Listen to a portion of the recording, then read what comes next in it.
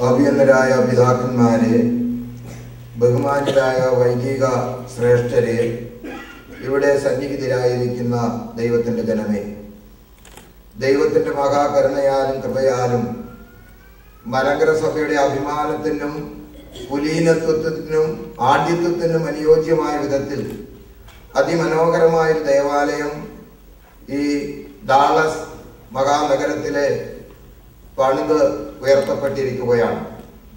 പ്രസ്തുത ദേവാലയം പരിശുദ്ധ മോറോൻ അഭിഷേകത്താൽ വിശുദ്ധീകരിക്കുന്ന ദൈവികമായ ഒരു ദിവ്യ ശുശ്രൂഷ ഇന്നും നാളെയുമായി ഇവിടെ നടത്തപ്പെടുവാൻ പോകുകയാണ്.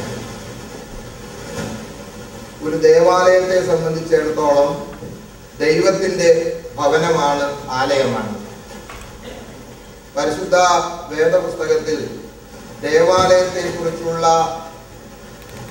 സൂചന പഴയ നിയമകാലം മുതൽ തന്നെ ഉള്ളതാണ്. യഹോവയുടെ സാന്നിധ്യം ഇസ്രായേലിനോടൊപ്പം ഉണ്ടായിരുന്നു എന്നുള്ളത് വസ്തുതയാണ്. ദേവാലയത്തിന്റെ ആദ്യകാല സൂചനയായി സഞ്ചരിക്കുന്ന ദേവാലയം അഥവാ മൊബൈൽ ടെമ്പിൾ എന്ന് വേണമെങ്കിൽ നമുക്കതിനെ നാമകരണം ചെയ്യാവുന്നതാണ്. നമ്മുടെ പിതാവായിരുന്ന യാക്കോബ് ഹാറാനിലേക്ക് പോകുന്ന സമയത്ത് തന്റെ യാത്രയിൽ താൻ ക്ഷീണിതനായി ഒരിടത്ത് വിശ്രമിക്കുകയും അവിടെ സന്ധ്യ ചെലവഴിക്കുകയും ചെയ്യുന്നുണ്ട്. കിടന്നുറങ്ങുന്ന സമയത്ത് ഒരു കല്ല് തലയണയായി വെച്ച് അദ്ദേഹം ഉറങ്ങുകയാണ്. ഉറങ്ങുന്ന സമയത്ത് ഒരു ദർശനം കാണുകയും ആ ദർശനം ഭൂമിയിൽ നിന്ന് സ്വർഗത്തിലേക്ക് എത്തുന്ന ഒരു ഗോവണിയും ആ ഗോവണിയിലൂടെ പരിശുദ്ധ മാലാഖന്മാർ സ്വർഗത്തിൽ നിന്ന് താഴോട്ട് ഇറങ്ങി വരികയും ഭൂമിയിൽ നിന്ന് സ്വർഗത്തിലേക്ക് കയറി പോവുകയും ചെയ്യുന്ന ഒരു ദർശനം കാണുന്നുണ്ട്. യാക്കോബ് വളരെ പെട്ടെന്ന് ഉണർന്നെഴുന്നേറ്റ് താൻ തലയണയായി വെച്ചിരുന്ന കല്ല് നിവർത്തി വെച്ച് അതിന്മേൽ എണ്ണയൊഴിച്ച് അവിടെ ദൈവത്തിന്റെ സാന്നിധ്യത്തെ തിരിച്ചറിയുകയാണ്. ആ പ്രത്യേക സ്ഥലത്തിനെ അദ്ദേഹം ബഥേൽ എന്ന് നാമകരണം ചെയ്യുന്നു.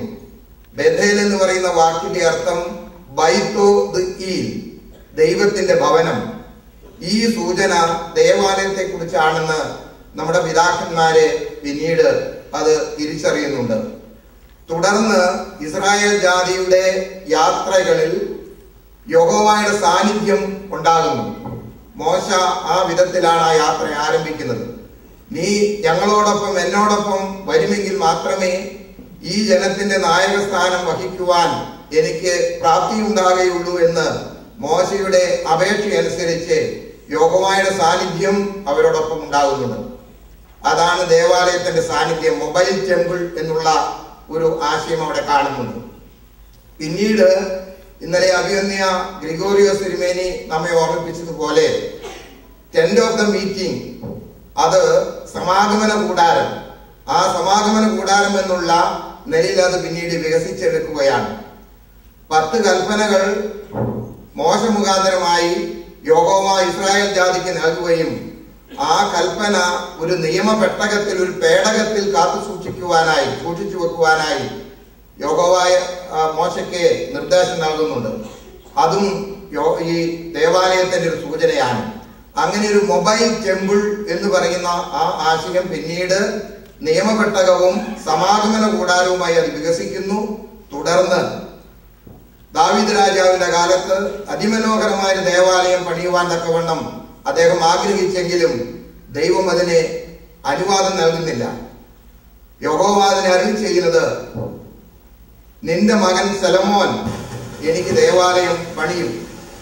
ദാവീദ് രാജാവിന്റെ ഏറ്റവും വലിയ ആഗ്രഹം യഹോവയ്ക്ക് അതിമനോഹരമായ ഒരു ദേവാലയം പണിയണമെന്നുള്ളതായിരുന്നു. സമ്പത്തുണ്ടായിരുന്നു, സാമഗ്രികൾ ഉണ്ടായിരുന്നു.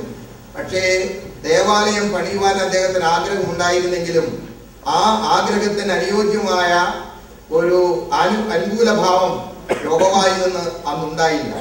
അതുകൊണ്ട് ദേവാലയം പണിയുവാൻ ഏതെങ്കിലും ഇടവകയ്ക്കോ തലമുറയ്ക്കോ അത് സാധ്യമാകുന്നു അല്ലെങ്കിൽ ദൈവത്തിന്റെ അനുവാദം ലഭിക്കുന്നു എന്ന് പറയുന്നത് തലമുറയിൽ ലഭിക്കുന്ന വലിയൊരു അനുഗ്രഹത്തിന്റെ പ്രതീകമാണ്.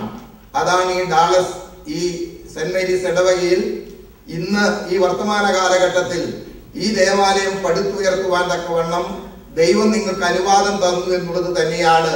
നിങ്ങൾ പ്രത്യേകമായി ദൈവത്താൽ അനുഗ്രഹിക്കപ്പെട്ടിരിക്കുന്നു എന്ന് ഞാൻ എടുത്തു പറയുവാനുള്ള കാരണം. അതിമനോഹരമായ ഒരു ദേവാലയമാണിത്. അതുപോലെ തന്നെ ദേവാലയം മാത്രമല്ല, മലങ്കര സഭയുടെ അഭിമാനത്തിന് അനുയോജ്യമായ വിധത്തിലുള്ള ഒരു കെട്ടിട സമുച്ചയം തന്നെ ഇവിടെ നിങ്ങൾ പണിതുയർത്തിയിട്ടുണ്ട്. തീർച്ചയായും സഭയെ സംബന്ധിച്ചിടത്തോളം അത് അഭിമാനമാണ്, അതിമനോഹരമാണ്.